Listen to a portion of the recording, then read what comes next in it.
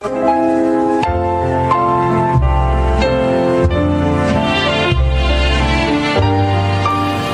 araw na muli mga giliw naming tagapakinig. Isang babae ang magkukwento ng kanyang kasaysayan na kapupulutan ng aral sa buhay. Siya ay si Rita.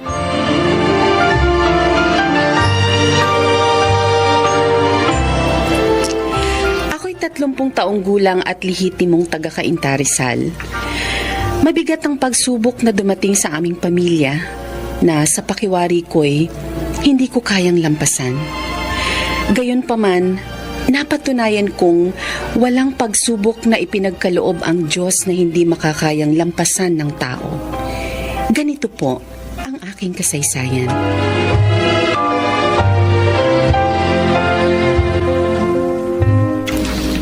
Manolo, may problema ba tayo? Ewan ko sa'yo, Rita. Ikaw ang tinatanong ko. Kasi hihingi lang ako ng kaunting tulong mo sa bakery tapos ganyang ka-irritable ka na. Bakit kasi aabalahin mo pa ako sa negosyo mo? Kaya mo namang asikasuhin yun, di ba? Hindi ka naman dating ganyan na. May trabaho ko. Alam mong kung sino-sinong kinukumbinsi ko para makapagbenta ako ng bahay at lupa. Dati naman kahit may trabaho ka, nabibigyan mo rin ng panahon ng ibang kailangang gawin sa bakery. May mga sideline pa ako, alam mo yun. Parang ayaw mo nang makitang nagtatrabaho ka sa bakery. Alam mo, Rita, kung nahihirapan ka sa negosyo mo, kumuha ka ng makakatulong mo roon. O, ganoon. Katulong ko na si Jane. O, yun pala eh. Pero mahirap na mag-ayos pa ng mga paninda ang pamangkin ko habang tinutulungan niya ako sa pagtitinda sa bakery. O, edi kumuha ka pa ng ibang katulong. Bakit magdadagdag pa ako ng papasweldo? Yun pwede mo naman akong tulungan kung gugustuhin mo. Huwag mo na akong abalahin, please. Alam mo, naninibago ako sa'yo. Ay, tama na nga. Wala akong panahon makipagtalo pa sa'yo. Sa 18 taon na pagsasama natin, ngayon ko lang naramdaman na parang nabago ka. Bahala ka na nga. Isipin mo na kung anong gusto mong isipin. Manolo. Basta wag mo akong piliting tulungan ka sa negosyo mo. Dahil mag-aaway lang tayo eh. Jane, naiwan mo rito sa bakery yung cellphone mo. Kanina nagpunta ka sa CR. Akin na po. Akin na po, Tita Sandali Rita. lang. Bakit parang galit ho kayo? Bago ka nagbalik, may nag-message sa cellphone mo. Oh, Binasa ko ang text dahil baka galing ang message sa mga magulang mo sa probinsya. Alam mo kung ano nabasa ko, ha? Mga text sa'yo ng Tito Manolo mo. Mga message na nagsasabing magkarelasyon kayo. Tita.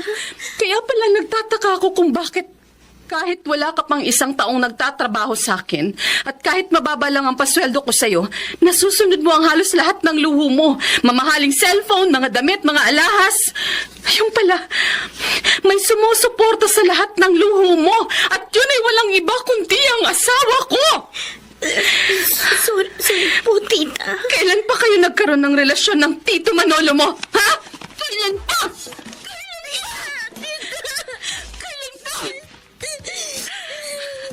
Nawa ba naman ako sa'yo dahil nahinto ka sa pag-aaral? Dahil halos matali ka na lang sa mga trabahong bahay sa probinsya? At kapos na kapos ka sa maraming mga pangangailangan. Kaya kinuha kita upang matulungan ka. Kinupkup kita, binigyan ng trabaho, pinagkatiwalaan. Pero anong sinukli mo sa pagtitiwala ko sa'yo? Sa lahat ng pagmamalasakit at kabutihan ko? Ha? Ano? Inahas mo ko! Sarili mo akong kamag-anak, tinraidor mo! Sa dinami namin ng lalaking walang sabit na magiging boyfriend mo, bakit sa asawa mo pa pumatol? Bakit?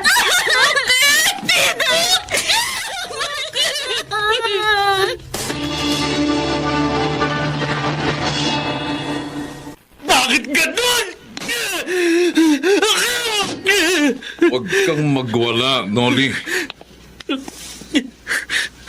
Daddy, kung hindi ako nakapagtimpi, baka hindi lang sa pader ko na isuntok ang kamay ko! Huwag mo akong takutin. Hindi kita tinatakot! Gusto mo akong suntukin? Daddy, Sige, gawin mo. Saktan mo ako. Lapastanganin mo ko kung hindi mo na ako itinuturing na magulang. Kung hindi mo na ako nilerespeto. Mula sa aking pagkabata, nirespeto ko kayo. Ipinagpasalamat ko pang kayo ang magulang ko. Ipinagabang ko pa kayo. Sabi ko, maswerte ako dahil responsable kayong padre de pamilya. Mapagmahal na asawa. At isang ama. Masikap sa paghahanap buhay. Walang masamang bisyo. Pero wala pala akong dapat ipagmalaki. Dapat pala mapahiya ako. Dahil nagkaroon ako ng amang manluloko ng asawa. Walang pagpapahalaga sa pamilya. Babaero. Walang delikadesa. Tama na. Dahil sariling kamag-anak, pampira na! Ano ba lang ang naging problema namin ng mami mo? Pag-uusapan namin yun. Ayusin namin. Wala kayong kwentang asawa, Daddy! Wala kayong kwentang magulang! Wala kayong kwentang tao!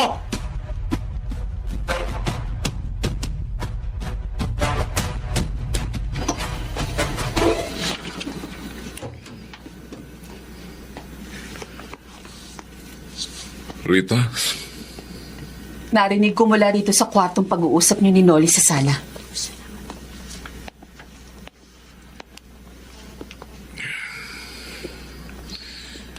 hindi na ako nire-respeto ng anak mo. Masisisi mo ba siya kung hindi ka na niya nirespeto? Inaamin ko. Nagkamali ako.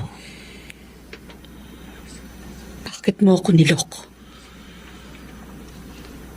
Tao lamang ako, Rita. Nagkakamali, nagkakasala. Saan ako nagkulang? Marami kang pagkukulang. Mula na magkaroon ka ng sariling negosyo. Marami kang tungkulin sa akin na napabayaan mo. Huwag mong gawing dahilan ng mga pagkukulang ko para sa kalokohan mo! Ang boses mo, pwede ba? Mag-usap tayo ng maayos.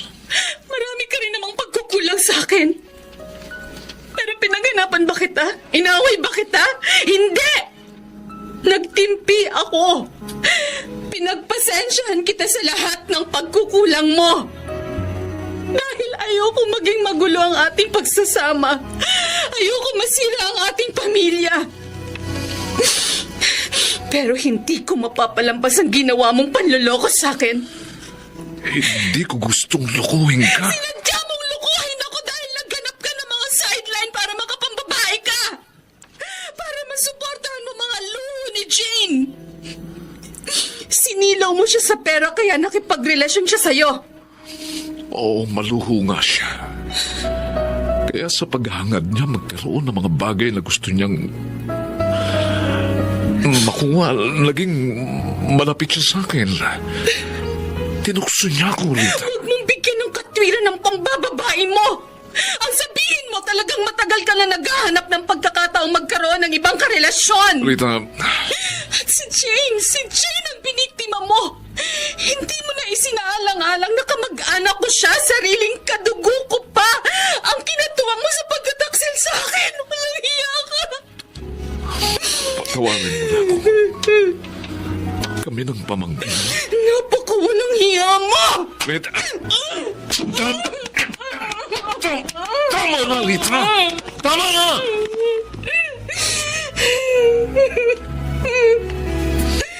Sa 18 taon na nating kasal, laging maayos naman ang pagsasama natin. Manalo, bakit tayo nagkaganito? Bakit? Bakit? Bakit?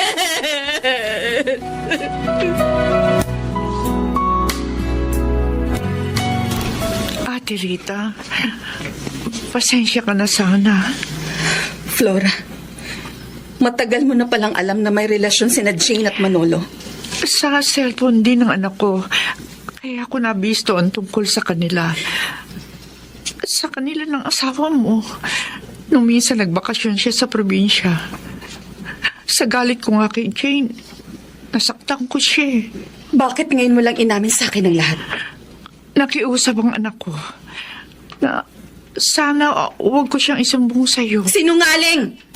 Ang sabihin mo, konsentidora kang ina. Hindi ate. Pinakiusapan ko ang anak kong tapusin na ang ugnayan nila ng asawa mo. Nangako naman siyang susundin ako. Nakipagsabuatan ka sa anak mo sa panloloko sa akin. Ate, Dahil nakikinabang ka rin sa mga naibibigay sa kanya ng asawa ko. hindi sa ganun, ate. Oo, totoo na aabutan ako ni Jane paminsan-minsan na nakatutulong ng malaki sa aming pamilya. Pero hindi ako pabor sa pakipag-ugnayan niya sa asawa mo. Matagal na ako nakukonsensya, ate. Matagal ko nang gusto magsumbong sa'yo. Hindi ko na ma-attempt na patuloy na konsintihin ang balian ng anak ko at ng asawa mo. Kaya nga pinuntahan na kita. Huli na ang pagbabang puri mo. Ate, patawarin mo na sana kami. Lalo si Jane. Kahit magpaalila ako habang buhay sa pamilya niyo, gagawin ko yun. Patawarin mo lang kami. Makabayad lang ako sa naging kasalanan sa iyo ng anak ko. Hindi na. Wala na akong tiwala sa inyong pamilya. Ayoko na kayong makita kahit kailan. Mga traidor na kamag-anak! Mga ahas! Ayokong tuluyang masira ang pamilya natin, Rita. Ayusin natin ang ating problema. Maayos lang ang problema natin. Kung tatapusin niyo na ni Jane ang inyong relasyon. Wala na kami ng pamangkin mo. Mula nang palayasin mo siya, hindi na kami nagkikita. Wala akong ebidensya na wala na nga kayo ni Jane. Pero kung hindi ka aamin, sarili mo na ang niloloko mo. At ang Diyos na nakakakita sa lahat ng itinatago mo. Pinagsisisihan ko na nagawa kong panluloko sa'yo. Maliwala ka. Nagpakatino na ako.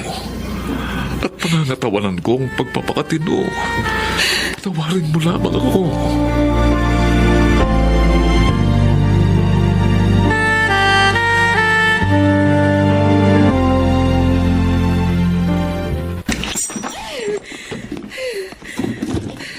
Mami! Nag-away na naman po ba kayo ni Daddy? Hindi. Hindi, Noli. Wala rito sa kwarto namin ng daddy mo. Pero bakit po? Bakit ako nagwala? Oh, Anak, pinatawad ko na ang daddy mo dahil ayokong masira ang pamilya natin. At sa kabila ng nagawa niya, mahal ko pa rin siya. Pero bakit hanggang ngayon narito pa rin sa dibdib ko ang sakit? Ang Mami. sakit!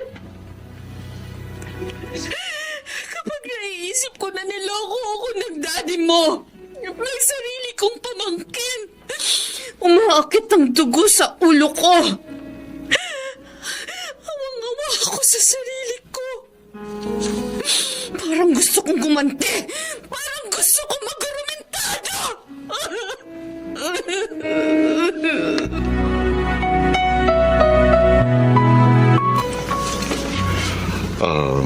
Mabuti naparito ka sa parokya, Rita.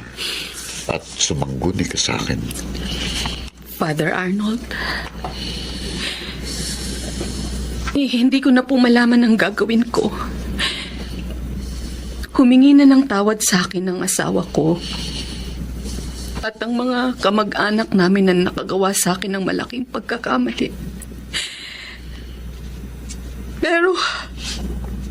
Pero nasa dibdib mo pa rin ang bigat. Ang sakit ng pagkakamaling nagawa nila sa'yo. Opo, Father. Manalangin ka. Ilapit mo sa Panginoon ang iyong problema. At ipaubaya mo sa Kanyang paggamot sa sugat ng iyong damdamin. Likas na mahina ang tao. Kung sarili lamang natin, mahihirapan tayong malampasan ang mga unos na dumarating sa ating buhay. Ngunit walang imposible sa may kapal. Magtiwala lamang tayo sa Kanya. At kapag kumilos ng kamay ng Panginoon, ang gaano mang kalalim na sugat ng puso ay nagagamot. Naghihilom sa awa at tulong ng Diyos. Sinunod ko ang payo sa akin ng pari. Nang ilapit at ipabahala ko sa Diyos ang aking problema, na inakala kong wala ng kalutasan. Gumaan ang bigat na dinadala ko sa aking dibdib. Natutuhan kong taos-pusong magpatawad sa mga taong nakagawa sa akin ng malaking pagkakasala. At naging maayos na ang pagsasama namin ng aking asawa. Gayon din ang pagtitinginan sa aming pamilya. Totoong walang problema, gaano man kabigat, ang hindi nalulutas sa awa at tulong ng Panginoon. Ako po si Rita, isang may bahay, at ito ang aking buhay. Ang mga bituin ng radyo na nagsiganap sa ating kasaysayan ay sina Jenaline de la Cruz, June Ligaspi, Chiquit del Carmen Amor, Maynard Landicho Jr., Susan Robles, at Phil Cruz. Naglapat ng angkop na tunog Jerry Mutia sa musika ni Buboy Salonga. Supervisyong teknikal Eric Lucero at Bong Muyar. Creative consultant Phil Cruz. Katulong sa produksyon Anching Cruz. Ito'y mula sa panulat ni Orly Aquino. Sa direksyon Salvador M. Royales. Ito ang aking buhay.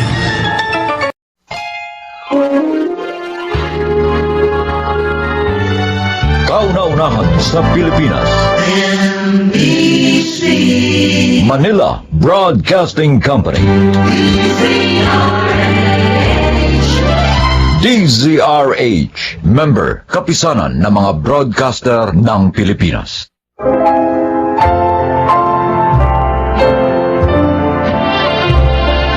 Magandang araw po mga giliw naming tagapakinig.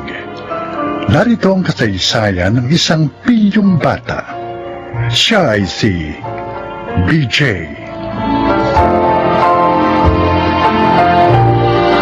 Dalawa lang po kaming magkapatid ni Kuya Sandy. Siyempre, akong bunso. Nakakahiya mong sabihin, pilyo po ako at mahilig maglakwatsa. Kaya nga po, grade 5 pa lang po ako.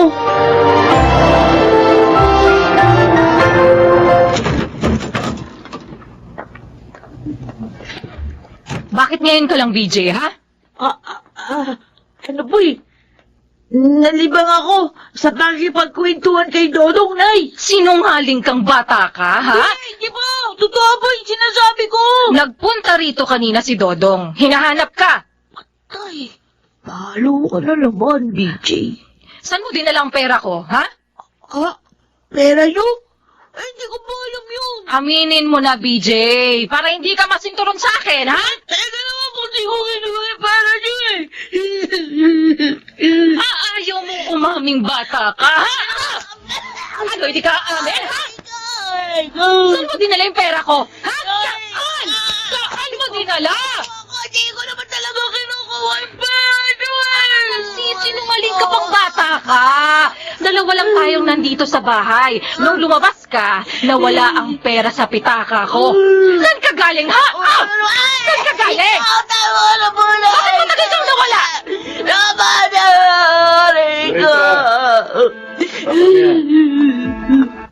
Mapapagod ka lang sa batang yan. Kahit kailan naman, hindi yan umamin sa kasalanan niya. Bakit ka ba ganyang bata ka kasi, ha? Napakaraming beses na naming sinabi sa'yo na masama ang pagnanakaw. Bakit ginagawa mo pa rin ang magnakaw, ha? At ang masakit, sa sarili mo pa magulang. Kailan ka pa ba magbabago?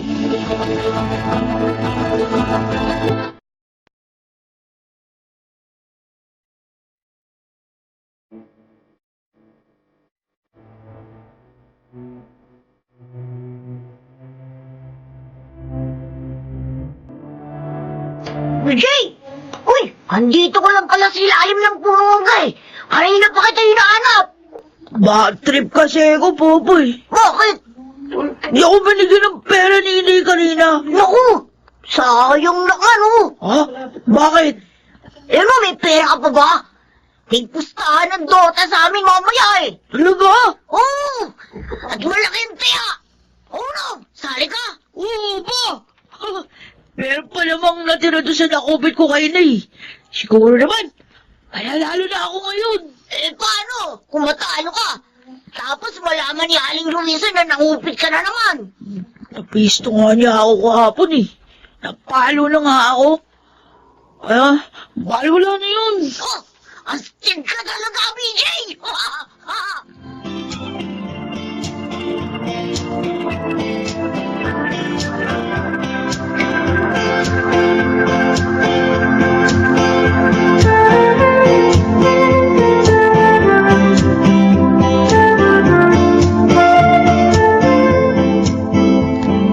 Luisa, di ba kanina pa ang labasan ni na BJ sa eskwela?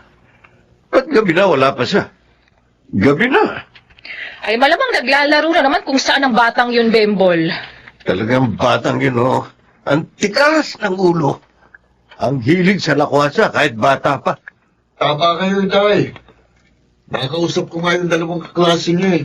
Sabi nila, 3 days na raw na hindi pumapasok si BJ. Ano? Ay, habang tumatagal, lalong lumalala ang batang iyon. Eh, sobra po siyang nahilig sa mga computer games. Kaya iniiwan ang pag-aaral. Makikita niya sa akin mamaya. Pagdating niya.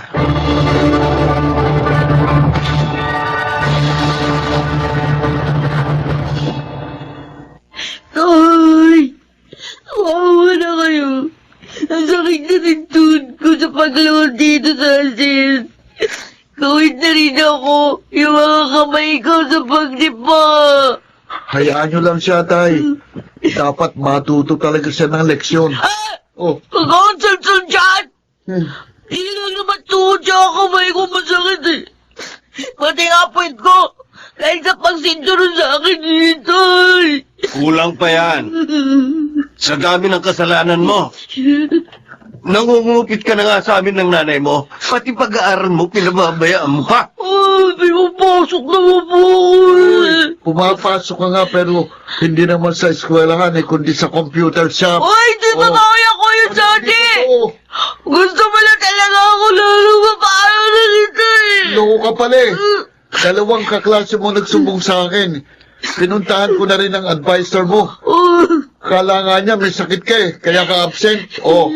O ano? Ano? Narinig mo ang sinabi ng kuya mo? Magsisinungaling ka pa? Ha? Gusto mo kausapin ko pa teacher mo? Hindi na po, Tay. Takot lang yun. Sorry na po. Hindi na po mauulit yun. Promise po. Ulit. Hindi na po ako mauupit. At di ako magpapabaya sa pag-aaral ko. Siguruhin mo na gagawin mo sinabi mo, BJ. At sana naman tandaan mo. Pinag-aaral ka namin para magkaroon ka ng magandang kinabukasan. Huwag mo naman sayangin ang pagkakataong ito.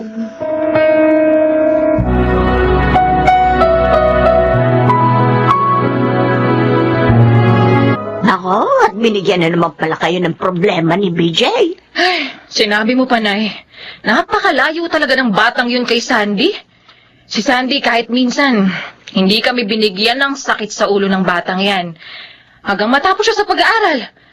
At ngayon namang may trabaho na siya, pagtulong sa amin ang ginagawa niya. Hindi naman nakapagtataka kung magkaiba man sila. Dahil iba talaga ang pinagmulan nila. Nay. Pasensya na. Hindi ko lang talaga maiwasang maghinala na siguro asaway din ang mga magulang ni BJ. Kaya siya ganyan.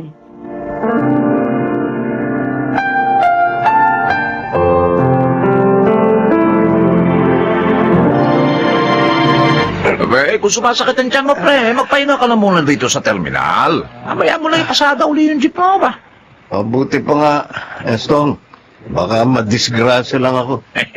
Nemol, Hindi kaya siya lang katapat niyan. Eh baka gusto mo lang magbawas. Hindi. Iba talaga eh. Iba pagsakit ng tiyan ko. Ay, naka. Uy, pala. Nakita ko yung bunso mo. Naroon sa pinakabagong computer shop dito sa lugar natin. Hindi pala niya tinupad ang pinangako niya. Hindi na naman siya pumasok. Bemol. Huwag ka sana magalit, ha? Alam mo kang hindi kayo swerte ni Luisa sa batang yun. Ang sakit talaga. Ay, naku, yan. Nagpapawisan ka lang nga. Mabuti pa kanina ka sa ospital. Halika, kumapit ka. Halika.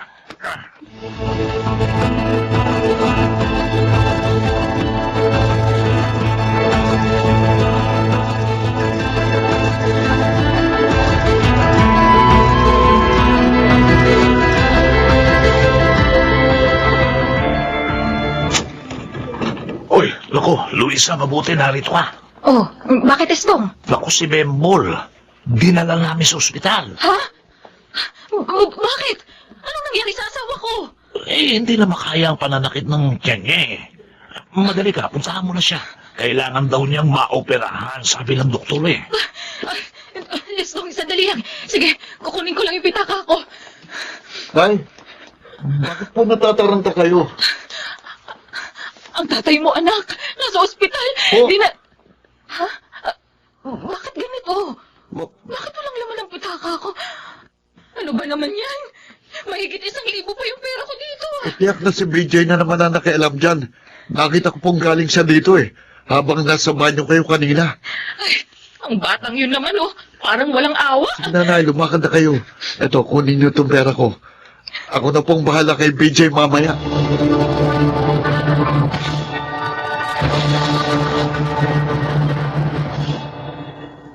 Asan? Talo na naman kami sa ML. Kasi naman, ang tanga ng mga kagrupo ko, babagal. Tapos, natalo din ako sa solo competition na sinalihan ko sa ML. Ganas talaga, oh. Ay, nandito na pala ako sa amin. Sigurado, alam na ni inay na nawawala yung pera niya. Siguradong palo na naman ako. Pahala na nga. Lilipas din naman yun. Papasok na ako. Ay, walang niya ka, BJ. Bakit ka ba nanonood ako yung Sandy? Wala naman ako kasalanan sa'yo ah! Bakit kinuha mo na naman ang pera ni Nay? Bakit? Ay, kuya! Narito na tayo! Hindi ka makakapagkaila. Nakita kita sa isang malaking computer shop. Lumalaban kayo ng pustahan doon. Kuya! Dahil sa ginawa mo, muntik nang walang ipamasay si Inay papunta sa Itay doon sa ospital. Ha? Nasa ospital si Itay? Oo! Mabuti na lang may pera ako. Ibinigay ko yung kay Inay. Bakit ano nangyari sa'yo? Hindi ko pa alam. BJ, bakit ka ba nagkakaganyan? Dapat nga nagpapakatino ka eh. Dahil ampun ka lang ni Nanay Luis sa Tatay Bembol. Ha? Hindi. Hindi totoo sinasabi mo. Totoo yun. Hindi ako ampun! Ayoko sanang sabihin sa'yo. Pero sobra ka na eh. Hindi lang ikaw ang ampon. Tayong dalawa. Pero ang kaibahan natin, nagpapakatino ako. Hindi ko sinusuwag ang mga kumupkup sa atin.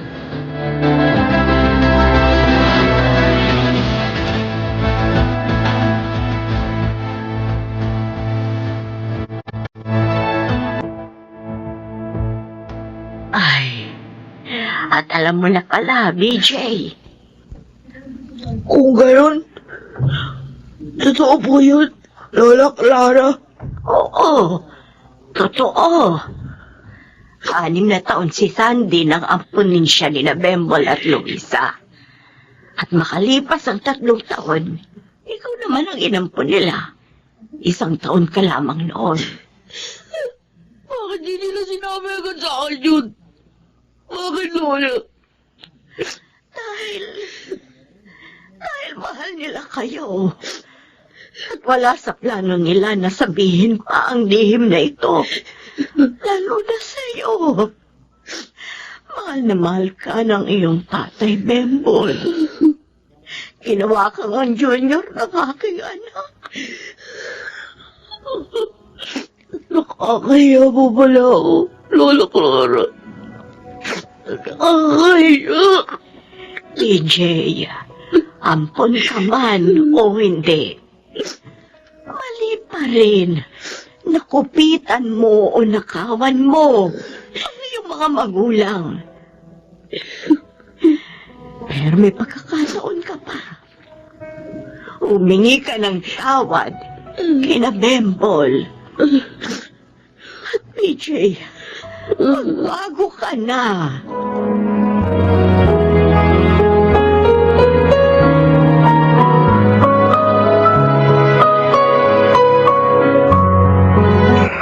Tay, kumusta na po kayo?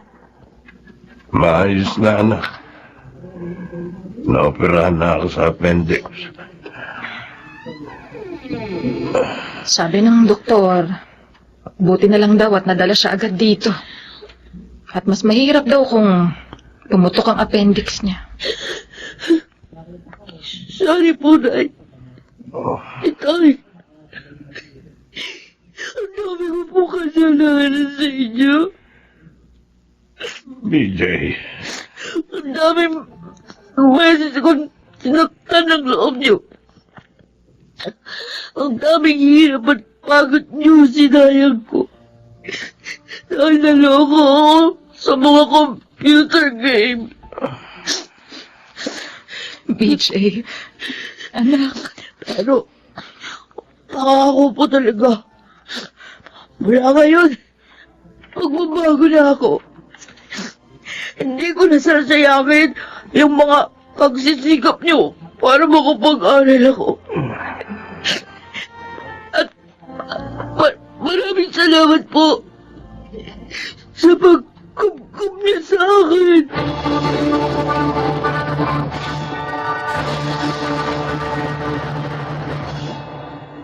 Tinupad ko ang promise ko kina inay at itay.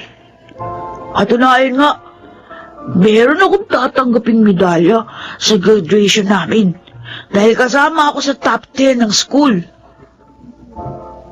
Bago po ako magtapos, tatawagan ko lang po yung mga kapwa ko bata. Sana, huwag niyong pababayaan yung pag-aaral niyo. Huwag na kayong maloko sa mga computer games. Dahil matututo lang kayong gumawa ng masama dahil dyan. Ako po si BJ.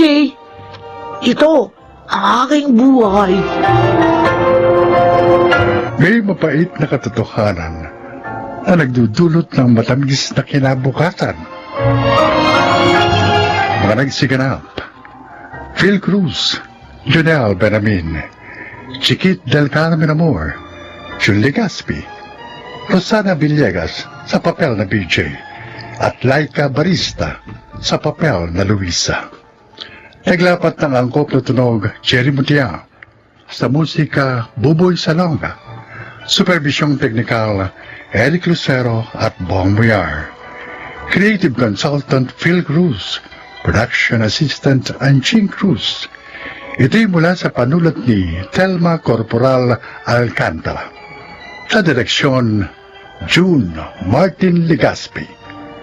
Ito ang aking buhay.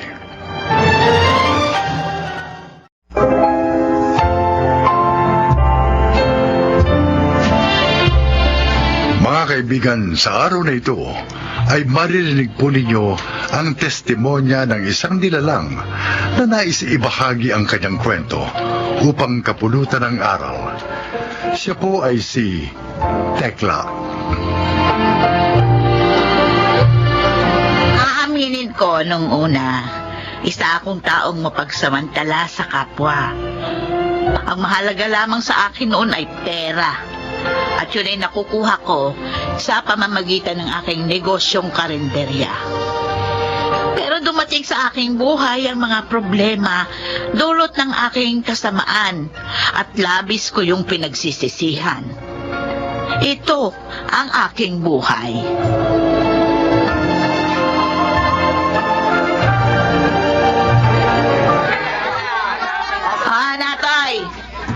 Aling Tekla, ano ba bibili nyo ngayong araw? Ay, kailangan ko ng keso, tomato sauce, Keso. kebab, mantika. O ayan ang listahan na nakalagay na lahat dyan yung bibiling ko. Bahala ka na. Sige. Ito. Manang Tekla, Talaga ba safe kainin yan? yung mga binili natin dito kay Mang Natoy, Ilang beses na akong bumibili dito ng mga pansahog ko doon sa pagkain binibenta natin sa karinderya. O wala namang sumakit ang tiyan na. At saka, dito mo na mabibili yung pinakamura. Tulad ng keso, iba, mantika. Aling Tekla, ito na lahat ang mga kailangan mo. Kailan ang expiration date ng mga ito? Yung mga keso, 2 linggo nang expired. Yung mga iba pa tomato sauce, expired lang yan, nung 1 linggo. Pero lahat ng yan, pwede pang kainin yan. Pwede pa. Pwede pa. bakit walang label yung mga tinda nyo, Mang Natoy? Kung may label yan, naalaman kagad ng mga tao na expired na yung binibili nila. Itong lata ng ibap. Sigurado kong ibap ito, ha? Kasi wala kang palatandaan nilagay. Sigurado kung iba pang mga yan, kahit tinanggal ko na yung label. Mang Natoy, talaga bang safe kainin yung mga expired na pagkain tinitinda ninyo? Bakit hindi mo tanungin sa amo mo? Alam mo, Mabel, yung expiration date na yan ni Kemi-Kemi lang yan. O itong keso, pwede mong kainin kahit na expired, basta walang amag o mabahong amoy. O itong ibap, pwede yan, basta walang kalawang yung lata. Ay, nako, Mabel, sa panahon ngayon, kailangan mo na maging praktikal.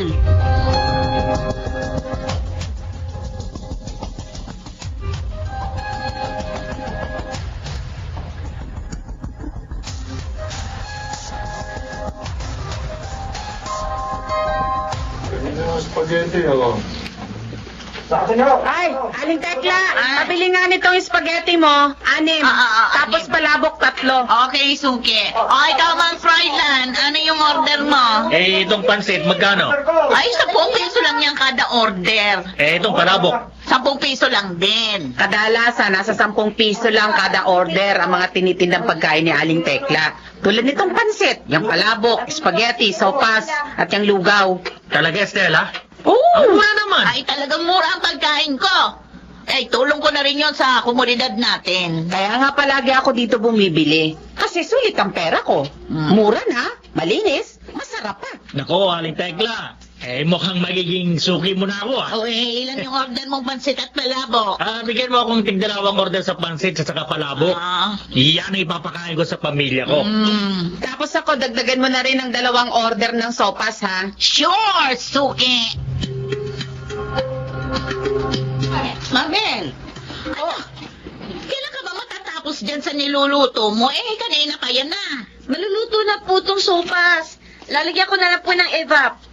Aling Tekla, pwede pa itong evap? Kasi yung lata may kalawang sa ilalim. Buksan mo nga. Gamitin mo yung abrelata. Titingnan natin kung pwede pang gamitin. Oho. Ayan, bukas na po. Titikman ko lang, ha? Okay pa ito, Magagamit pa natin. Pero Aling Tekla, yung kulay ng gatas parang yellowish na. Talaga namang may pagkadilaw ang evap. Sige na, ilagay mo na yan. Okay, sabi niyo po Ayan, nasalin ko na po. Hintayin ko na lang po kumulo. Oo, bantayan mo lang yan, ha? At ako yung mag-aasikaso doon sa mga customer sa labas. Malapit na mag-alas 10 ng umaga. Siguradong dadagsain niya ako ng mga customer. Aling Tekla! Aling Tekla! Bakit nagmamadali ka? Anong balita? Si Froilan at yung pamilya niya na food poison. Ang sabi, yung binili na lang pagkain sa inyo ang dahilan kaya sila isinugod ngayon sa ospital.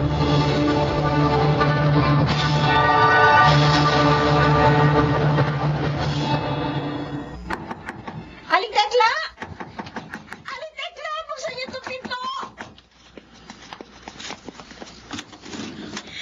Mabel, bakit? Parang takot na takot ka. Aling Tekla, nabalitaan niyo na ba? Marami nagsumbong sa barangay ng mga tao na food poison natin. May ilan na lumusok pa sa bahay ko kanina. Buti na lang nakatakas ako. Ano? Ilan sila? Marami sila. Nirereklamo nila yung sopas na niluto natin kanina. Pagkatapos doon nila kainin Ay ba, hindi ko kasalanan yan.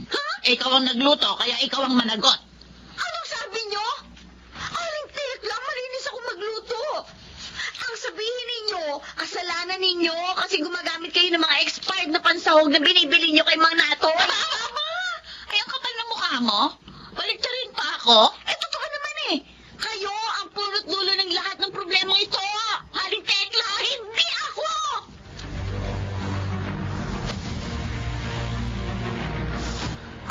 Hoy, Aling Tekla! Aling Tekla! Walang iya ka! Lumabas ka dyan! Aling Tekla! Bakit ba, Stella? Ano ba problema mo? Ikaw! Ikaw ang problema namin! Kaya pala mura yung mga paninda mo kasi galing sa expired yung mga ginagamit ng pansahog sa binibenta mo pagkain sa amin. Ay, anong pinagsasasabi mo dyan? Sumuko na si Mabel kanina.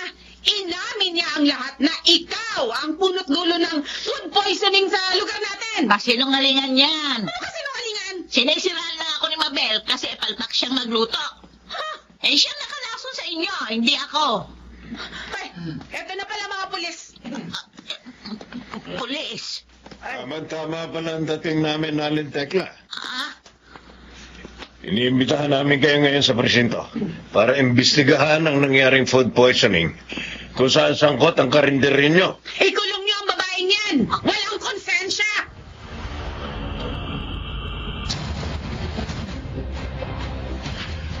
Ayon sa dati nyong helper, bumibili kayo ng mga pagkaing walang label at expired na. At yun ang isinasahog ninyo sa mga tinda nyong pagkain, tulad ng pansit, spaghetti o sopas. opo, sir. Well, ba't nyo naman ginagawa yun? Alam nyo naman na pwedeng makasama sa kalusugan ang pagkain na expired. At bawal po sa ilalim ng batas ang pagtanggal o pagtamper ng label sa mga pagkain tulad ng keso at evap na binibili nyo kay alias Natoy. Eh, doon lang kasi ako nakakabili ng murang pansahog sa pagkain. Eh, kung bibili ako ng bago, mahal, maapektuhan ang negosyo ko. Mas uunahin nyo pa ba ang negosyo nyo kaysa sa kalusugan ng marami? Ay, hindi naman sa ganon. Pero, Patong-patong na kaso ang haharapin nyo. ha? At malaki din ang magagastos nyo dahil kailangan nyo magbayad ng danyos sa mga taong nalason at naagrabyado ng negosyo ninyo.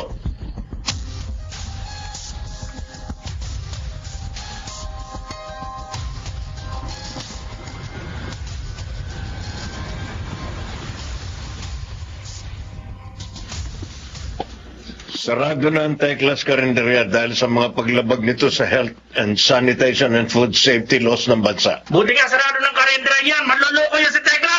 Yan ang karma!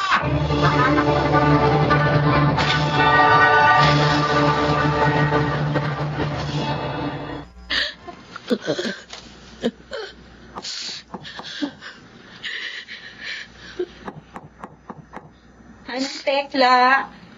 Pwede ba kayo makausap? Tuloy ka, Mabel. Manang, Kung pumunta ka dito para kunin yung sahod mo, pasensya na. Wala akong maibibigay sa'yo. Wala akong pera. Wala na ang karinderya. Ang bahay ko naman kailangan kong ibenta para mabayaran lahat ng danyo sa mga customer na naapektuhan dahil sa ginawa natin.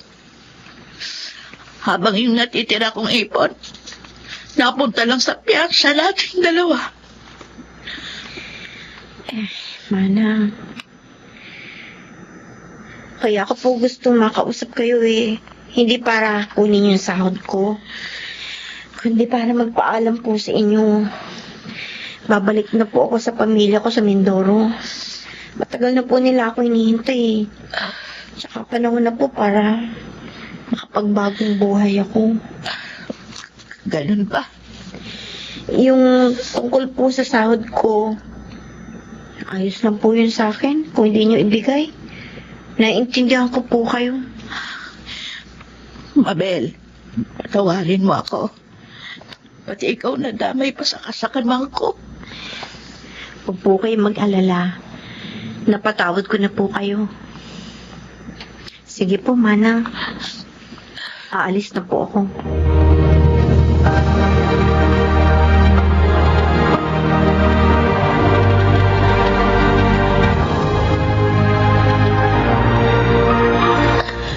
Totoo ang karma. Dahil sa ginawa kong masama sa kapwa ko. Unti-unting nawala sa akin ang mga naipundari ko. Ang karinderya. Ang mga naipon kong pera. Kayo naman ang aking bahay. Ko pa taong grasa ngayon. Namamalimos para lang may makain. Tapos natutulog lang ako sa gilid ng kalsada. Nilalagaw. Walang gustong tumulog. Ano ba itong nagawa kong kasalanan? Ay, Diyos ko. Patawarin niyo na po ako. Pinagsisisihan ko na po ang mga nagawa kong kasalanan.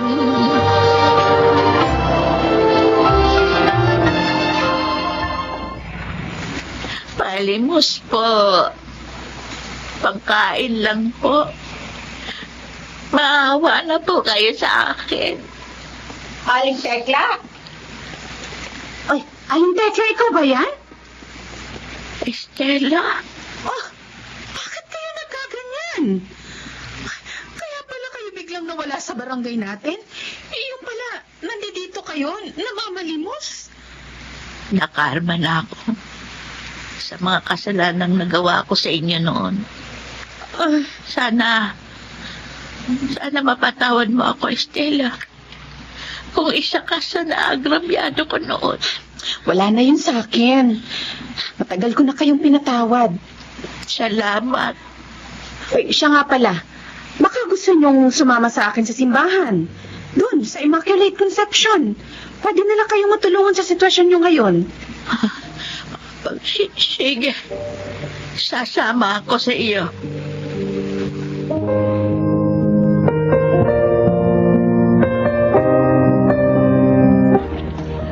Aling Tekla! O ano, kumusta po kayo dito sa simbahan? Ayos naman ako, Estela.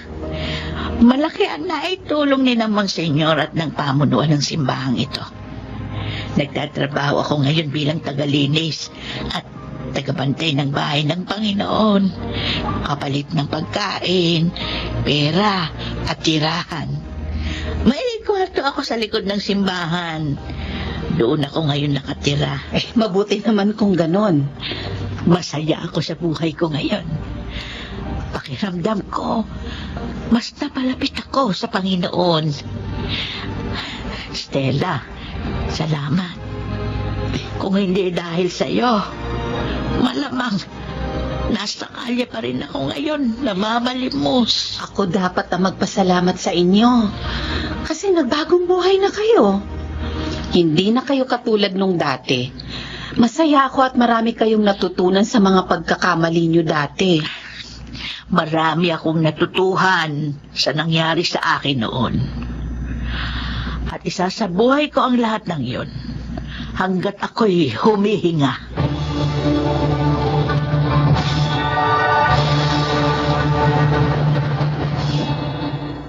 Oo, marami akong aral na natutuhan sa mga karanasan kong yun. At yun ay nagagamit ko ngayon sa aking pagbabagong buhay. Sa ngayon, patuloy pa rin ako sa paglilingkod sa Diyos sa pamamagitan ng paglilinis at pagbabantay sa kanyang sagradong tahanan. Itinuon ko na rin ang aking sarili sa mga proyekto ng simbahan, lalo na kung may kinalaman sa pagkakawang gawa. Sana'y magsilbing inspirasyon ang aking kwento sa lahat. Basta tatandaan lang natin palagi, walang imposible sa pag-ibig at awa ng Diyos. Ako si Tekla, dating tindera. Ito ang aking buhay. Mga nagsiganap, Chiquit del Carmen Amor, Jenaline de la Cruz, Maynard Landicho, Phil Cruz, Leonel Benamin, at Rosana Villegas. Naglapat ng angkop na tunog Jerry Mutia sa musika ni Buboy Salonga. Supervisyong teknikal Eric Lucero at Bong Muyar. Mula sa panulat ni Chris Nasenga. Sa direksyon Salvador M. Royales. Ito ang aking buhay.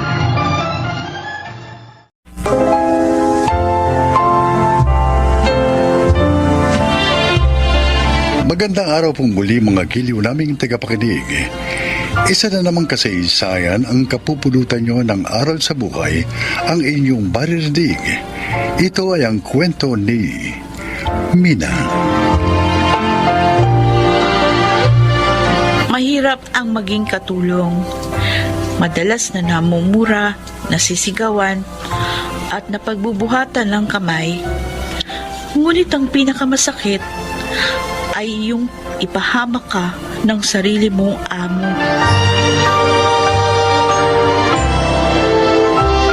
Oh, Martin, honey, dapat magpagaling ka na para may kasama na ako na mamasyal. Lagi na lang tuloy ako mag-isang mamasyal kasi wala ka. Kaya malungkot ako. Ay, gusto ko lang talagang gumaling, Jean. Pero ewan ko ba, parang lalo akong nangihina doon sa mga iniinom kong gamot. Huh? Oy, Mina, baka naman napapabayaan ang pag-inom ng gamot nitong sir mo, ha? Naku, ma'am, hindi po. Sinusunod ko po yung tamang oras at kung ano po ang binibigay niyong gamot. Yun po yung pinapainom ko kay Sir Martin. Abay, dapat lang.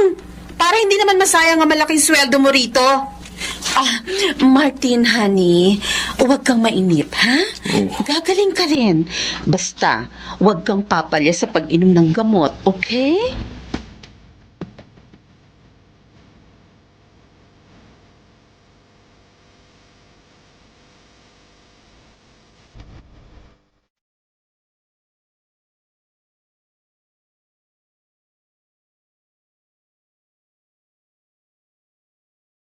Binigyan na naman ako ni Ma'am Jean ng gamot na ipapainom kay Sir Martin. Bakit ganun? Sa halip na gumaling, lalo pang nanghihina ang amo kong lalaki doon sa pinapainom ni Ma'am Jean. Kaunting panahon na lang, Dave. Makakapagsama na rin tayo. Si Ma'am Jean, may kausap sa cellphone. Oo, sabi ko sa iyo eh. Mahina na si Martin. Dahil sa mga binibigay kong gamot na ipinapainom naman ng tama kong katulong. Ano daw narinig ko? Oo, wait ka lang. Kapag patay na si Martin, malaya na tayo. Magiging atin pa ang kayamanan ng Kung ukluban kong ganun, asawa. ilalasan ni Ma'am si Sir Martin para makapagsama na sila ng lalaki niya. Ito. Napakasama niya. At ako pa, ang pinapahamak niya.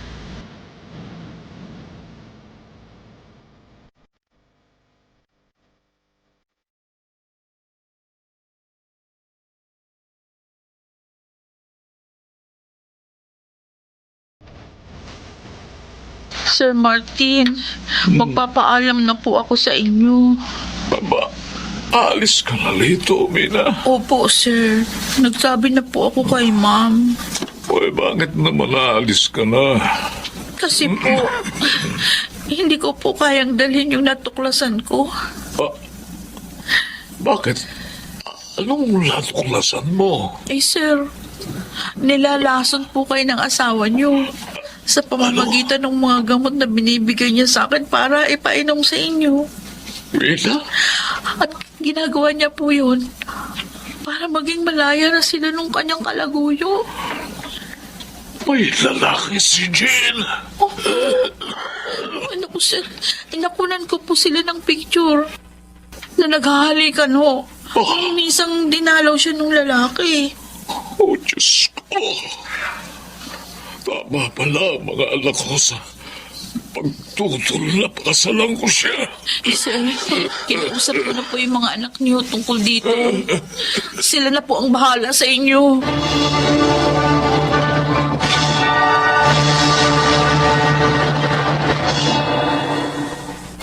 Tama lang yung ginawa mo, anak.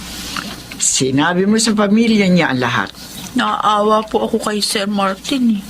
Kasi para ko na po siyang lolo. Kaya bago po ako umalis doon, talagang sinikap ko pa rin matulungan siya. Yung mga anak na po ni Sir ang kikilos para matigil yung masamang ginagawa ni Ma'am Jean. At hindi nadamay ka pa ng babaeng yun sa masama niyang gawa. Kaya nga po natakot ako eh. At kahit na po malaki pa yung sweldo ko doon, hindi po ako nagdalawang isip na lumayas. Ay, anong balak mo ngayon?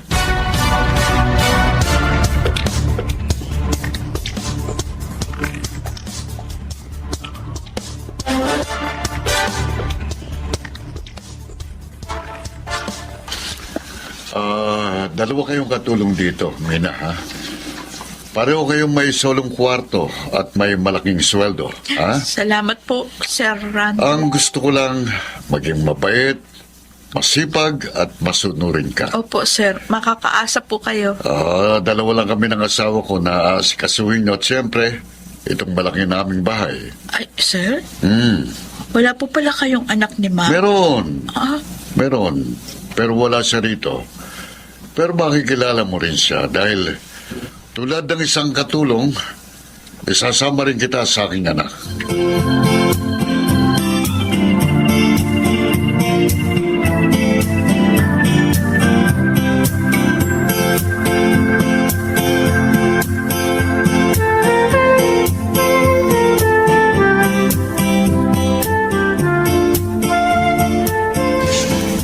Ikaw pala ang bago namin, Jimay. Asan yung mga padala ni na daddy at mami? narito po lahat, Sir Bimbo. Ay. Bakit ganun? Po? Bakit kulang to? Ay, hindi ko po alam, Sir. Binigay lang po sa akin yan ni Sir Rando. Kasi nga, hindi po siya makakapunta dito ngayon. Sabihin mo sa kanya, ipadala agad ang kulang na hinahanap ko. Alam naman niya, kailangan ko yun Ano po ba yun, Sir Bimbo? Para maipaalala ko po sa daddy niyo. Alam na niya yun. Ha? Huwag ka na magtanong.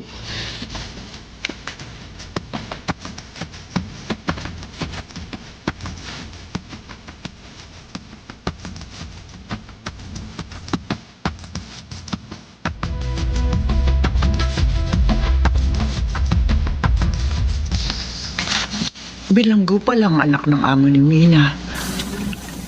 At sabi niya na bilanggo yun dahil sa pagpatay at pagdudroga. Oh, Diyos ko, nakakatakot naman ang mga nagiging sitwasyon ng anak ko. May magagawa lamang sana ako para ialis na siya sa pagiging katulong. Ginawa ko na.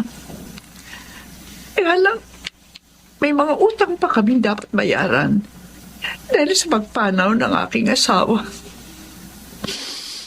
Oh, Diyos ko. Ikaw na po sana ang bahalang mag-ingat sa aking anak.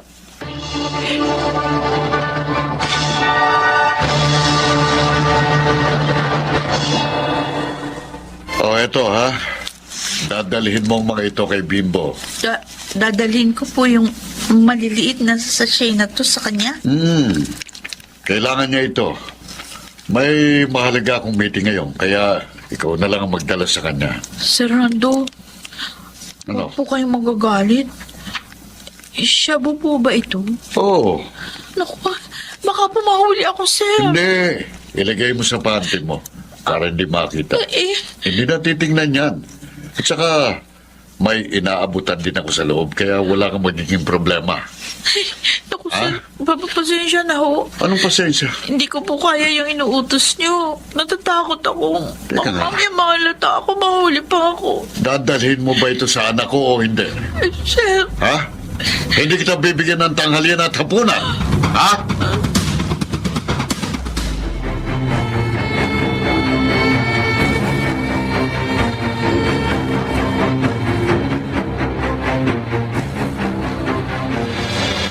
simula lang hindi ko sundin ang utos ni Sarando, naging malupit na sila sa akin ng asawa niya.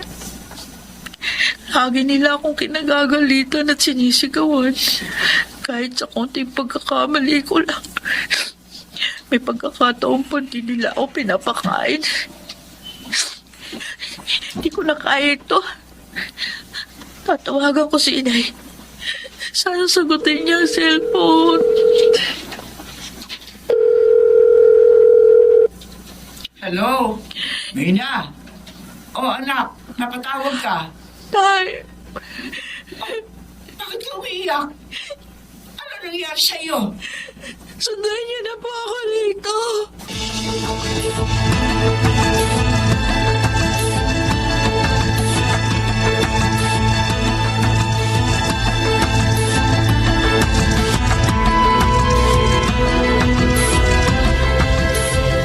Bakit kailangan nyo pa magsama ng pulis? Kukunin nyo lang palang tamad yung anak. Gusto ko lang humakatyak na makalalabas ho kami ng maayos dito ng aking anak. Ba't Pinagmamalupitan niyo siya. Hindi pinakakain. hindi totoo yan? Tamad siya, kaya nagagalit kami sa kanya at may pagkatanga pa. Hindi pa rin tama na hindi niyo siya pakainin at murahin. Kaya kukunin ko na ho ang aking anak.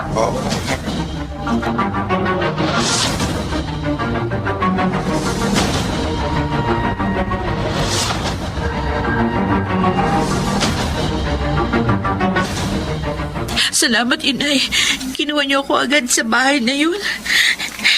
Hirap na po ako doon.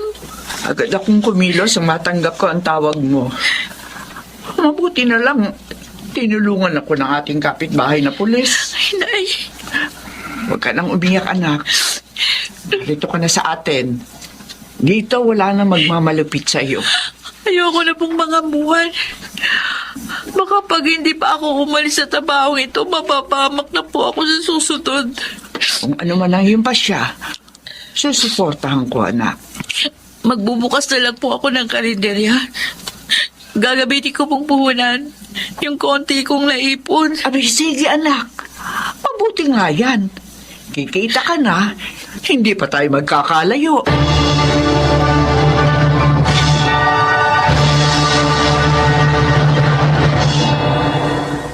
Hindi na nga ako nangamuhan. Pinagbuti ko na lang ang binuksan kong karinderya. Sana po inyong kinapulutan ng aral ang aking kasaysayan. Meron lang po akong nais ipanawagan. Sa mga amo na nakikinig ngayon, sana po huwag niyo namang ipahamak ang inyong mga katulong. Kahit naman po alipin, hindi dapat ipahamak. Hindi po ba? Ako po si Mina at ito ang aking buhay. Biyaya ang may mabuting kasambahay, kaya dapat sila rin ay tratuhin ng tama. Makarag Siganap, Susan Robles, Jeneline de la Cruz, June Martin Legaspi, Phil Cruz, Lionel Benjamin, at Rosana Villegas sa papel na Mina. Naglapat ng angkop na tunog Jerry Mutia, sa musika Buboy Salonga, supervisyong teknikal Bong Muyar at Eric Lucel. Creative Consultant Phil Cruz. Production Assistant Anching Cruz. Ito'y mula sa panulat ni Salma Corporal Alcantara. Sa direksyon Salvador M. Ruyanes. Ito ang aking buhay.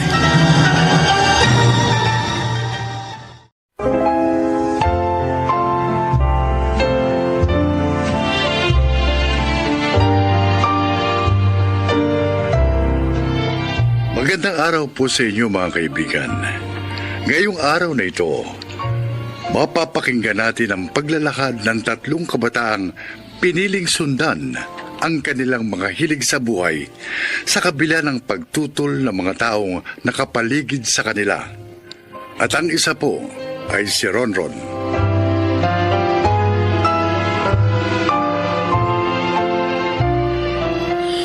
Bata pa lang ako, mahilig na ako mag-drawing.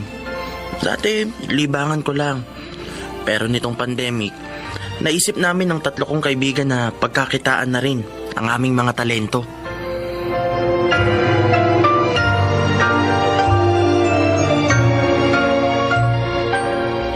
Hi guys! Ngayong araw, ipapakilala namin sa inyo ang lodi naming 3 pagdating sa painting. Si Lolo Pidong! Ano yan? Lo, tingin kayo sa kamerang hawak ni Aya. Kaway kayo! Oh, hello! Ayos! Ang galing nyo talaga, Lo. Ngayon, Lo, may itatanong kami sa inyo. Anong tanong? Kailan po kayo nagsimulang matutong magpinta? Bata pa ako. Siguro, yung mga edad na gaya nyo ngayon. Talaga po? Gaano nyo naman po katagal ginagawa ang isang painting? Depende. May ibang matagal gawin, may ibang mabilis lang. Minsan 1 oras tapos na eh. Wow! Narinig nyo guys? 1 oras lang. Ang bilis! Sige nga po, Lo. Maaari po bang magpinta kayo ngayon para makita ng mga viewers namin dito sa vlog na to? Naku, wala akong available na canvas ngayon. Ay, ganun po ba? So ayan guys, abangan nyo sa part 2 sa susunod na vlog natin. Ipapakita namin sa inyo kung paano mag-paint si Lolo Pidong. Oops! Huwag niyong kakalimutan mag-like, comment, share, and subscribe. Hanggang sa muli. Bye-bye! Ay, ang ikli naman ng episode natin na to ngayon. Ayos na yan. May susunod pa naman eh. Lolo, aalis na po muna kami. Ron! Ay, si Mama. Hinahanap na ako. Aya, pupunta na lang ako sa inyo mamaya ah. Isasama ko si Vince. I-edit mo na yan ah. Oo, sige na, bilisan mo na. Galit na naman ang mama mo.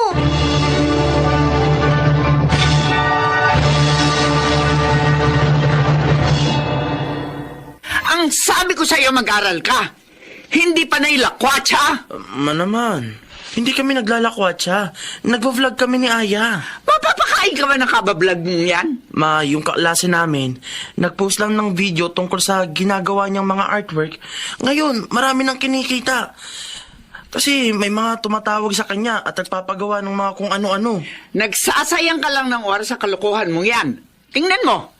Hindi ka nga makapaglaban ng damit mo. 20 anyos ka na? Ako pa rin ang nagkukusot ang brief mo? Tigil-tigilan mo ko dyan, Ron, ha? Maglinis ka sa kwarto mo. At ilabas mo yung mga punda at kumot. Dahil maglalaba ko. Opo. Baka gusto mo, ikaw itong sabunin ko.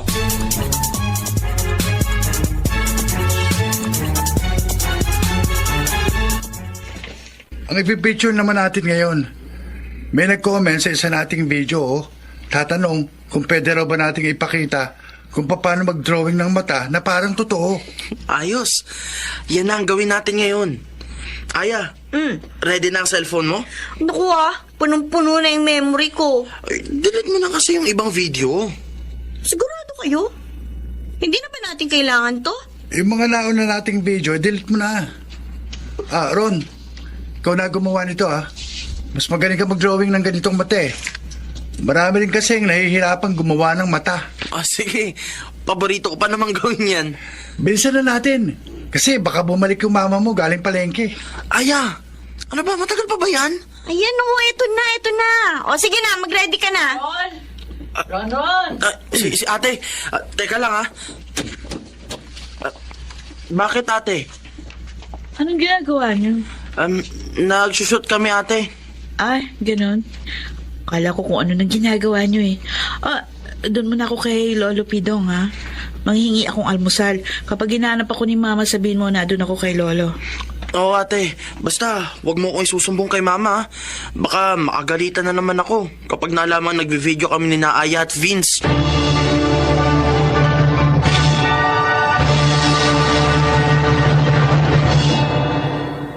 Tingnan mo. Puro ka drawing, puro ka video. Ni makapagwalis dito sa bahay, hindi mo magawa. Ma. Ako na, Ma. O, tingnan mo. Ang atitinan mo pa ang bagawa rito sa bahay. Galing pa yan sa trabaho. Ron, sige na. Doon ka na sa kwarto mo.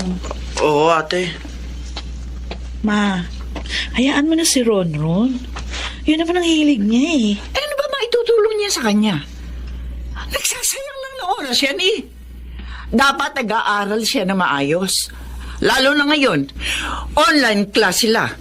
Abay, mas mahirap kung hindi siya magsa-self-study. Eh, kaya lang imbes na mag-aral, kung ano-ano ang ginagawa. Ma, mas mabuti na yan. Kesa naman nagbubulakbul yun. Eh, isang uri din na pagbubulakbol yung ginagawa nila eh. Kapag pinigilan niyo si Ronald sa gusto niyang gawin sa kanyang buhay, baka lalong magrebelde. Hayaan mo na lang. Total, nakikita ko naman yung mga video na pinopost nila. Maganda naman yung content. Gusto lang talaga nilang turuan yung mga kapwa nila aspiring artist ng mga simpleng tips sa pagdodrawing. Nakita niyo na ba yung gawa ni Ron? Ay, paano ko makikita? Ang dami kong ginagawa rito sa bahay. Eh, kasi hindi naman ako tinutulungan ng kapatid mong yan. May talento si Ron. At mas maganda kung mahahasa niya pa yung talento niyang yun. Sayang lang kung hindi yun magagamit. Kaya ang payo ko sa inyo, Ma, hayaan niyo lang siya sa gusto niyang gawin.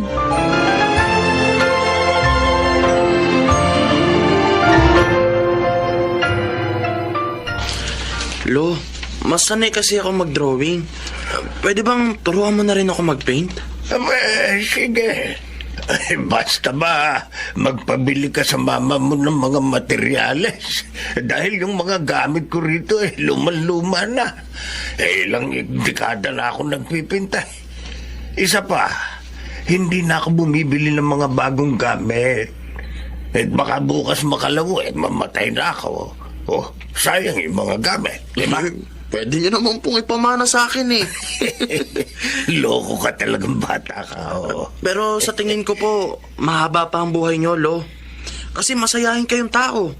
Tsaka kapag nalulungkot kayo at naaalala niyo si Lola, nagpipinta kayo. Nako, sana'y magdilang anghel ka. Kaya sige na po. Bumili na po kayo ng bago mong gamit. Wala akong pambili. Madalang nang nagpapagawa ng painting ngayon. Ganito na lang po, Lo. Tutulungan ko kayo. Paano?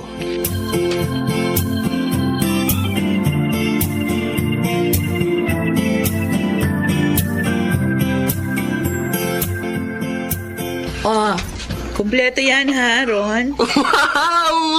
Salamat talaga, ate! Nasasakal ako. Ikaw naman kumutaya ka. Paano ba? Ang saya-saya ko talaga, ate. Makakapag-paint na kami ni Lolo Pidong. Hindi na lang drawing ang matututunan ko. Ngayon, pati na rin pagpipinta. Ay. Basta yung pag-aaral mo, ha? Huwag mong pababayaan yan. Promise, ate. Promise. Sige, alis na ako. Ate, alam ba to ni Mama? Hindi. Hindi ko naman kailangan magpaalam sa kanya. Bakit? Ay, wala naman. Baka lang kasi makagalitan niya na naman ako, tapos madami ka pa. Hindi. Basta ang siguraduhin mo lang, mapagsasabay mo ang pag-aaral at ang hilig mo na yan, ha? Oo, ate.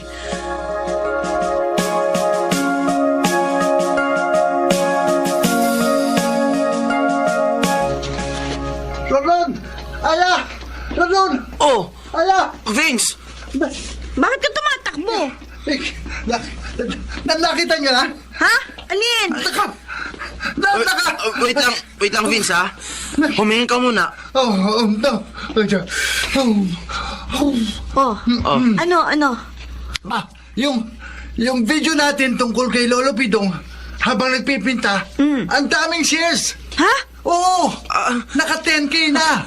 Pati yung video nating dalawa! Talaga? Oo! Titignan ko! At saka may mga nag-chat din sa akin kung pwede raw bang magpagawa ng painting kay Lolo Pidong. Tapos, kung magkano raw ba? Ba? Ipagre-regalo daw nila. Tapos, kung kaya daw ba nating i-sketch yung pictures nila para raw ipang-display nila sa bahay. Uy, totoo nga oh! Ron! Oo, yan.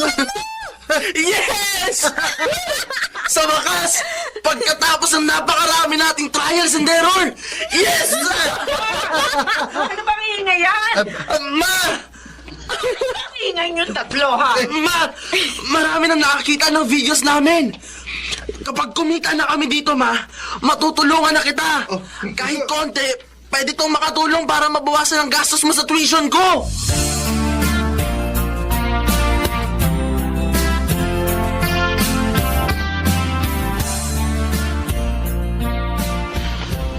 Oh, dapat naka-face mask kayo ha kapag papasok ha.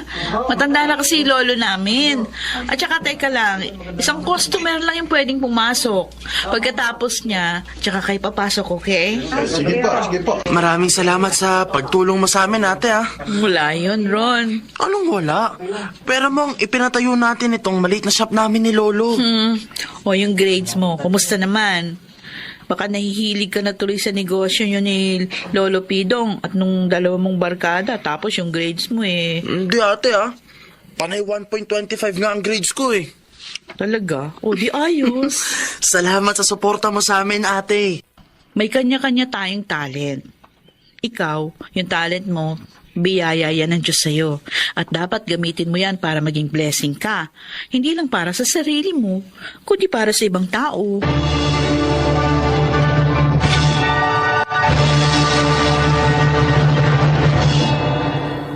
Kung kailan naman pandemic, tsaka pa kami ng lolo ko nagkaroon ng pagkakakitaan.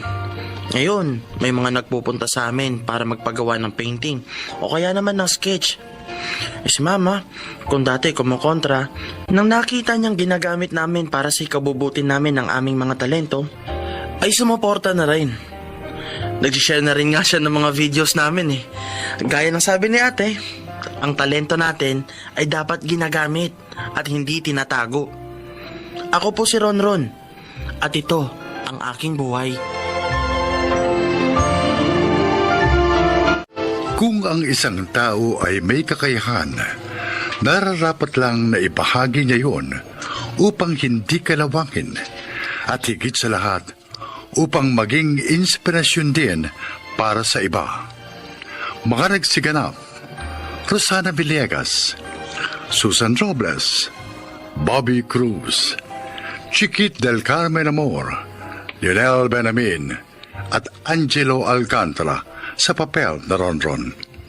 Naglapat ng angkop na tunog Jerry Mutia, sa musika ni Buboy Salonga, supervisyong teknikal Eric Lucero at Bong Muyar, creative consultant Phil Cruz, production assistant Anching Cruz. Ito'y mula sa panulat ni Rita Labanon, sa direksyon Salvador M. Royales. Ito ang aking buhay.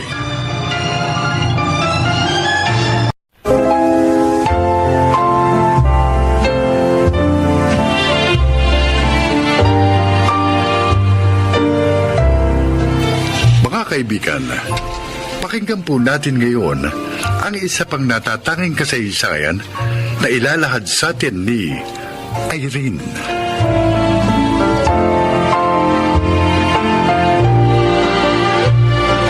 Bata pa ako, itinatak na ng aking ama sa isip ko na ako ay magiging somebody paglaki ko.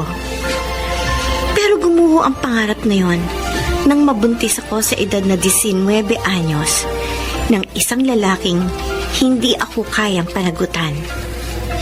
Doon nagsimula ang kalbaryo ng aking buhay at tila ang walang humpay na mga pagsubok. Ronnie, nagmamakaawa ako sa'yo. Huwag mo ko iiwan. Panagutan mo ko. Kapag umuwi ako sa bahay ng ganito at malaman ni Papa na walang amang sanggol nito sa sinapupunan ko, papatayin niya ako. Irene, hindi kita maaaring panagutan. Bakit? Sabi mo mahal mo ko. Hindi pa totoo yung mga sinabi mo sa akin? Totoo. Mahal kita. At gusto ko rin makasama kayo ng magiging anak ko. Kaya lang eh. Kaya lang ano? Irene, may asawa ako. May asawa ka? Oo. At patawarin mo ako. Hindi ako nagsabi ng totoo sa'yo kasi natatakot ako na baka iwan mo ako. Irene, mahal kita. At kung wala sana kaming mga anak, iiwan ko si Rika para sa'yo. Sabi mo, mahal mo ako. Oo, mahal kita. Sabi mo, mahal mo ako. Pero bakit ka nagsinungaling sa akin? May asawa ka na pala, may anak ka na pala. Kung gano'n, bakit niligawan mo pa ako? Bakit hinayaan mo mahulog ang loob ko sa'yo? Walang yan! Ay, tawarin mo ko. Hindi ko naman sinasadyang... Hindi mo sinasadya. Umalis ka na ngayon din sa harap ko. Umalis ka na. Kung hindi, mapapatay kita.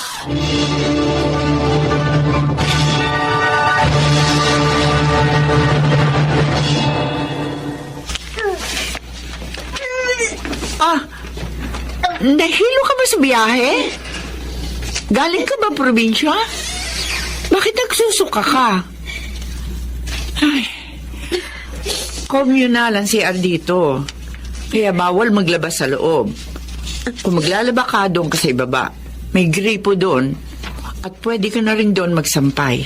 Sige po. Namumutla ka rin ah. Teka, ilang taong ka na ba? 19 po. Saan ka nag-aaral? Magtatrabaho po ako. Magtatrabaho?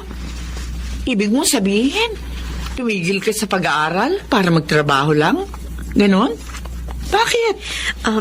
Pwede ko na bang makuha po yung susi ng kwarto ko? Sorry. Oo nga pala. Eto, oh. Salamat po. Maiwan ko na po kayo. Parang may kakaiba sa batang ito.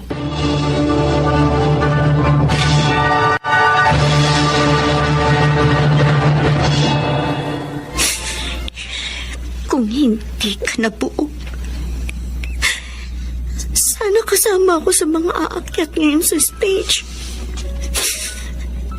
Sana makakakuha na naman ako ng medalya. At matutuwa na naman sa akin si Papa. Wala kang puwang sa mundong ginagalawan ko ngayon. Hindi ka dapat narito. Bakit kasi nabuo ka pa? Ayaw naman sa'yo ng ama mo. Dapat hindi ka na lang nabuo. Ayoko sa'yo. Ayoko sa'yo.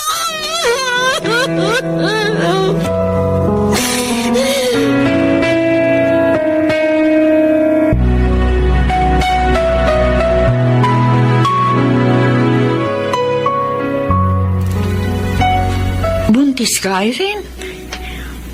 Opo. Sino aman yan? Pati po ba yan kailangan nyo rin malaman? Ay, hindi naman. Mabuti ka pa. May magiging anak ka na. Alam mo, yung anak ko, 5 taon na silang kasal ng asawa niya. Pero hindi pa sila nagkakaanak. Gusto ba nilang magkaanak? Abay, siyempre. Kaya nga sila nagpakasal. Dahil gusto nilang bumuo na isang pamilya. Kaya lang, hindi naman sila binigayaan ng Diyos ng anak. Gusto po ba nilang magkaroon ng anak? 4 na buwan mula ngayon? Ha?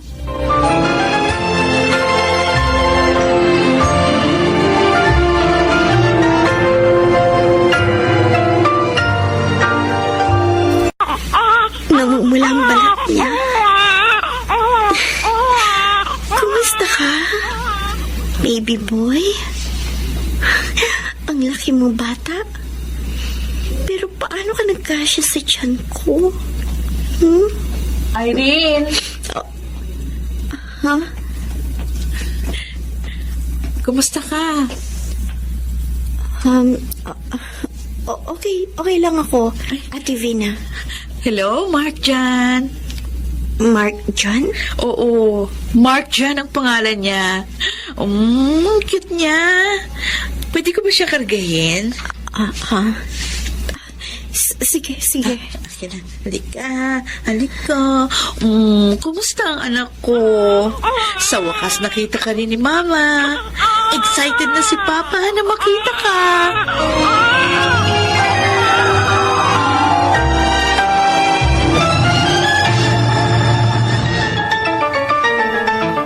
Huwag ka muna magagagalaw, Irene. Baka mabinat ka. Eto, dinala kita ng mainit na sabaw. Salamat po. Ang putla-putla mo. Bakit kasi hindi ka umuwi muna sa inyo? Nakapanganak ka na naman. At wala naman sa iyo yung bata. Malay mo, baka matanggap ka muli ng papa mo. Aling Cora, Bakit? anong naramdaman ninyo nang una niyo makita si Vina nung ipinanganak mo siya? Masaya. Sobrang saya. 9 na buwan ko siyang dinala sa aking sinapupunan. At nang makita ko siya, wow, talo ko pa ang nanalo sa loto. Basta, wala akong pagsidla ng saya. Mahirap ipaliwanag ang kaligayahan. Pero alam mo, hindi doon natatapos ang lahat. Kapag nakita mo yung mga first time ng anak mo, mas masaya yun. Halimbawa, yung unang beses na bibigkas siya ng mama. Yung unang beses na dadapa siya. Unang beses na mauupo. Maglalakad. Bakit mo na itanong? Irene, bakit ka umahagulgol? Ang anak ko. Ang kawawa ko, anak.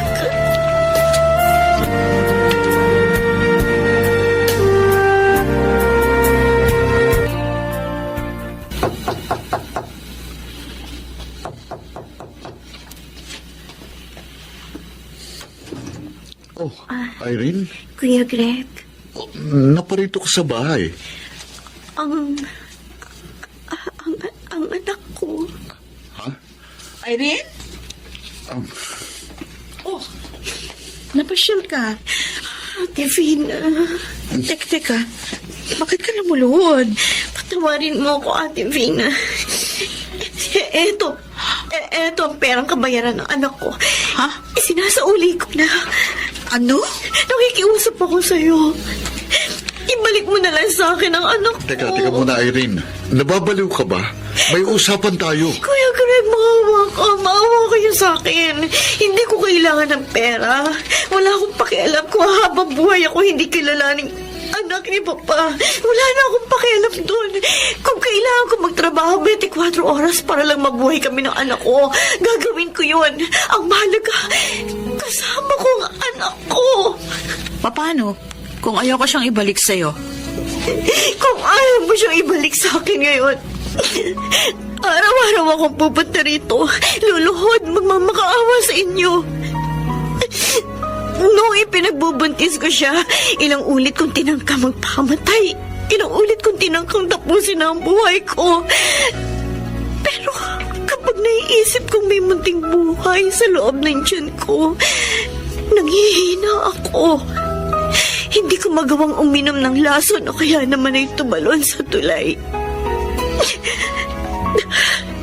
Sa panahong wala na akong pag-asa, siya ang kaisa-isang dahilan kung bakit nagagawa kong bumangon araw-araw. Sa kabila ng lahat, nagawa ko siyang ipagbili sa inyo. At pinagsisisihan ko yun. Pinagsisisihan ko yun. Ate Vina, Kuya Greg, nagmamakaawa ako. Ibalik niyo na lang sa akin ang anak ko. Nagmamakaawa ako sa inyo.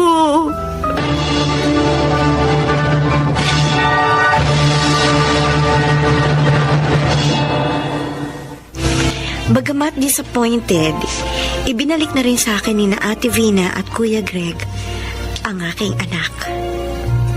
Ngayon, 5 taon gulang na siya.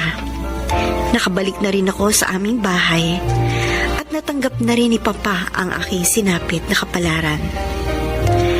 Masasabi kong hindi ko man natanggap kaagad ang pagdating niya sa buhay ko. Pero ngayon, siya ang isa sa mga dahilan kung bakit kahit mahirap, nakakaya kong pasanin at lagpasan ang bawat pagsubok. Ako, si Irene. At ito ang aking buhay. Isa sa mga pinakadakilang pag-ibig dito sa mundo ay ang pag-ibig ng isang magulang, lalo na ng isang ina. Ang pag-ibig na ito ang dahilan kung bakit nagagawang magsakripisyo, bumangon sa pagkakadapa at magpatuloy sa kanyang buhay ang isang tao. Mga nagsiganap: Alan Ortega, Susan Robles, Rosana Villegas, Lionel Benamin, Phil Cruz at Chiquit del Carmen Amor sa papel na Irene. Taglapat ng angkop na tunog, Jerry Mutia. Sa musika ni Buboy Salonga. Supervisyong teknikal, Eric Lucero at Bong Boyar. Creative Consultant Phil Cruz. Production Assistant Anching Cruz. Sumulat ng ating kasaysayan, Rita Labanon. Sa direksyon, Salvador M. Royales. Ito ang aking buhay.